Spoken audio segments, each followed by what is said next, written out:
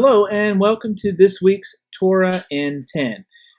This is a continuation of our Torah in 10 series where we're going through the Torah portions. This is actually our last Torah portion reading out of the book of Leviticus before we move on into Numbers.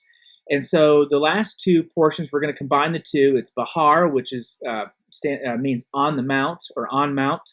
And the other Torah portion that we're going to combine it with is called Bakukatai. I probably butchered that. Most likely I did. I know I did. But it means by my regulations. So we're going to start in Leviticus 25, verse 1, and we'll take us all the way into Leviticus 27, verse 34, and finish out this last piece in Leviticus. And so we're going to start off in chapter 25. It's going to be talking about the sabbatical years. It's going to be talking about the year of Jubilee. We also are going to see, pretty much I call it God's economics. And, it gives us, gives the children of Israel principles like how proration works, right? So if you ever had a Verizon bill or a cell phone bill, you get an idea of what proration means. And so here we see that principle and how that's structured here in Leviticus. God also weighs in and gives instructions on property rights and if how someone works hard and how their investment should be treated, and also what we find through this system, through the ownership of the land, of how God's designated it, through the sabbatical years and the year of Jubilee, we see that it's built in a perfect working economy that will never have lifetime poverty, no inflation. And it's going to be striving. It's going to be prosperous. And then we wouldn't expect anything less, right? From the creator of everything, he's got the best economic system, and so that's really interesting. One thing that's interesting too is most people think when they hear about the year of Jubilee, if you're familiar with it, most people think that that's a forgiveness of a debt. Well, in reality, that's actually what the sabbatical years were. Every seventh year was a sabbatical year. That was also where debts were wiped out.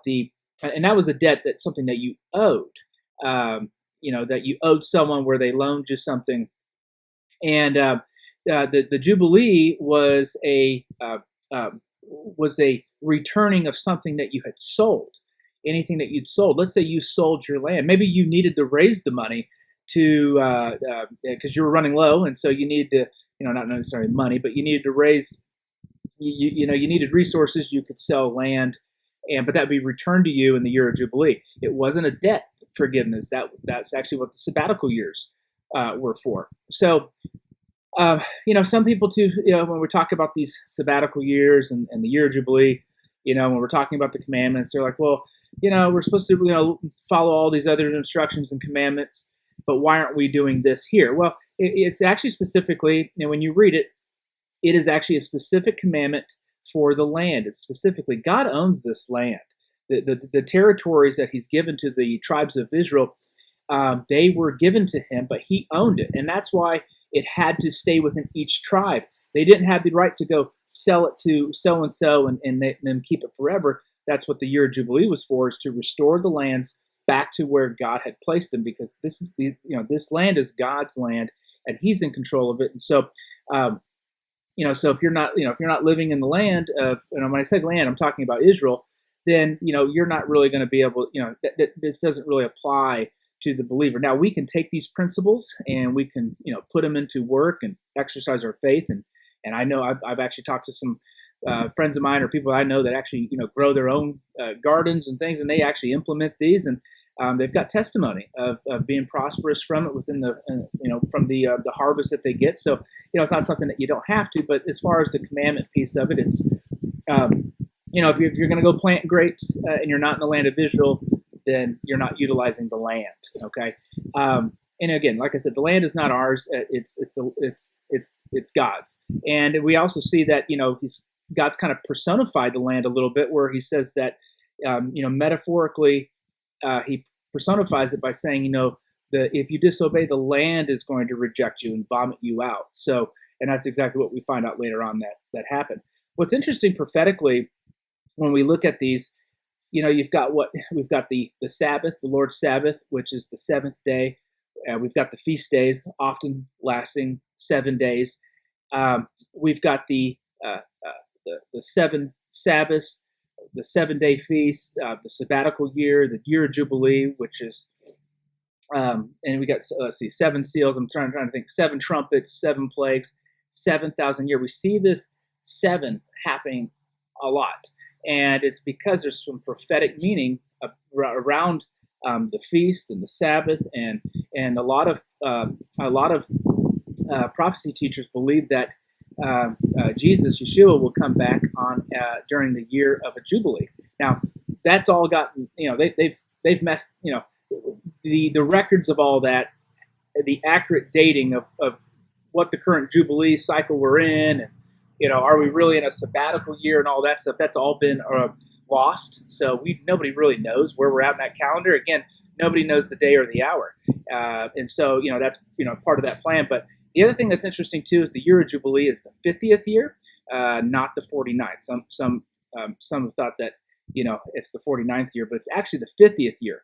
And what's really neat is that it's consecrated by the blowing of a trumpet or a shofar on Yom Kippur, which is the Day of Atonement.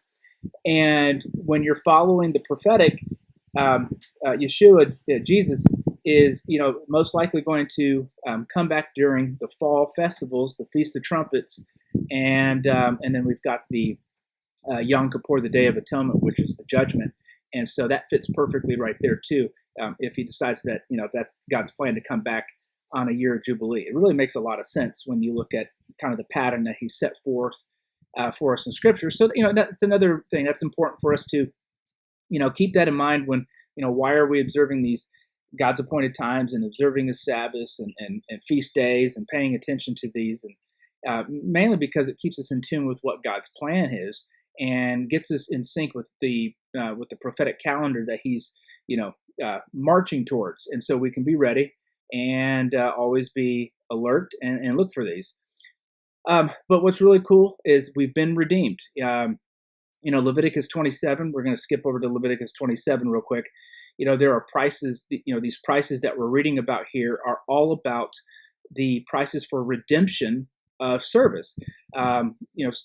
Some have said, "Oh, well, this is a price on human life. Oh, we're valuing old people this amount. We're valuing women lesser than men because they've got this price." But it's not. It's not a value on life. It's a value on redeeming them from service. And so, if they, let's say they were offered to the Lord to carry out a service, maybe it was in the temple or some sort of service that they've commemorated to the Lord. This was a way to redeem them back and purchase them back. And so that's what these redemption prices were. It's interesting that Yeshua, Jesus, he was sold for 30 pieces of silver. That would have been the price of a woman.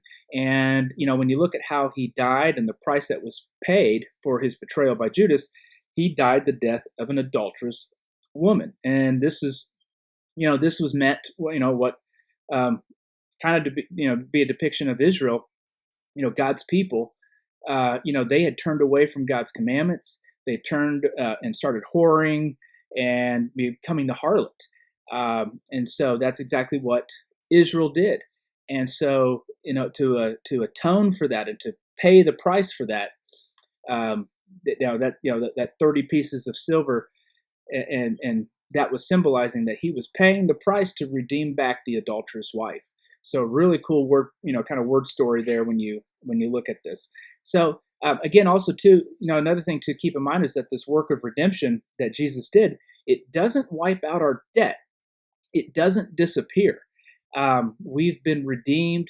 Being redeemed has wiped out our debt from death that we owe to death, but we now owe our lives in servitude to our Redeemer, Yeshua, Jesus Christ.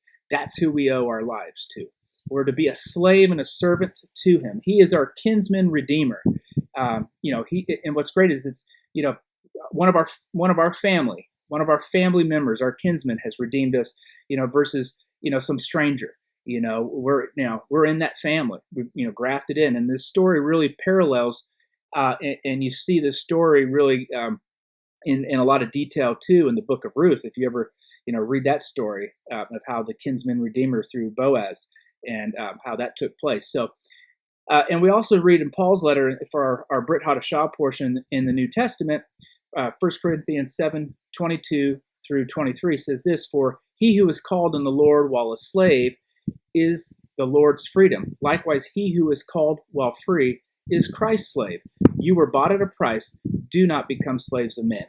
Right here, Paul's kind of just going back and he's kind of making the connection here between the Torah and the New Testament here, the Old Testament and New, that, hey, we were bought for a price. We've been redeemed, and we are to be we were a slave to sin, and now we have freedom from that, but we are to be a slave to Christ with our lives, right?